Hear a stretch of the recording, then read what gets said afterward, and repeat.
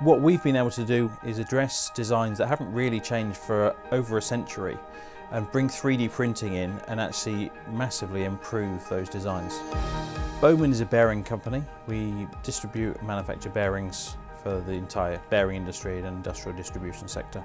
We started using 3D printing about 3 years ago when we started developing these products and realising what could be done with 3D printing. For us, the multi-jet fusion process was a massive step forward in terms of output, the number of parts we could make, and the isotropic properties, so having the same mechanical properties throughout the part. With designing for MJF, we're able to design for the optimal product rather than being limited in the geometries we can create. So we're actually able to make the perfect bearing cage in our instance.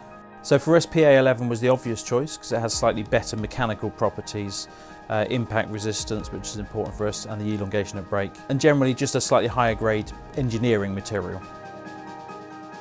By using the MJF cage, we're able to take the entire bearing's load capacity to 30 or 40 or even 50% higher, 3 to 5 times the life of a traditional bearing. There's not a product on the market that comes close to the performance we can get from our product.